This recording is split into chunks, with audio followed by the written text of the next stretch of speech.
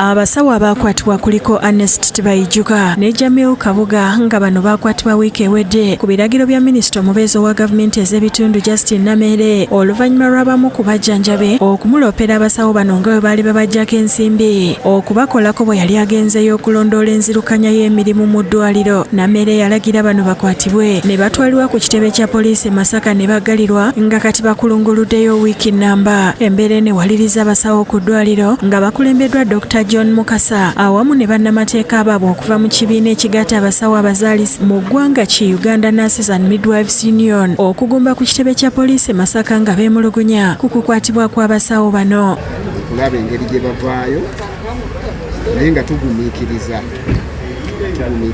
so ensonga lwaki leero tukedde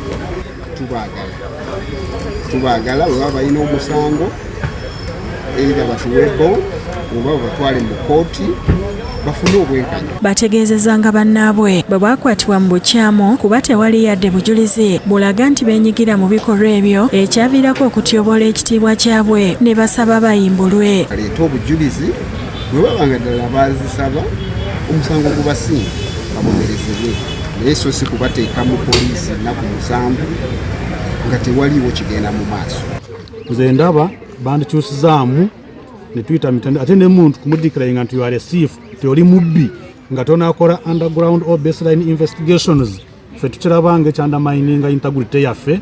Ate n'ekirala ekisinga otuluma kati abakulu baminisita ba local government bwe batuuka mu district tulowooza kyandibadde kya buvunaanyizibwa nga baagala okufinding out ensonga z'amalwaliro basooke balabe DHO's office.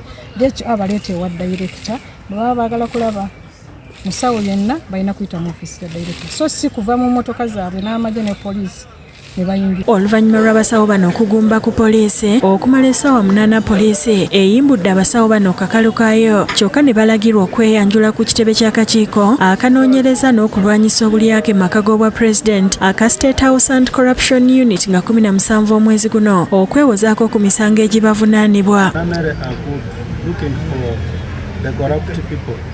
But they have spillovers because she does not do them very well. One of the things is that she came to the ward with a very big crowd, and that crowd can get infections from the ward or they infect our patients. When she came in, for us we were serious working on the patient. Then for her she just accused me that I was running all over the hospital alerting the staffs that I was alerting them that she's coming. Omwogezi wa poliisi mu bendobendo ly'e Masaka Twakasirye akakasizza okuyimbulwa okw'abasawo bano n'abaako byalambulula. Ng'ogwaffe gwa kubatereka wabula si ffe tunoonyereza ku nsonga zino wabula abakwasaganya ensonga eno be ba anti-corruption abayite ekitongole. Fiona Nannyomo yakusakidde eggulire lino ku Rwabukedde TV.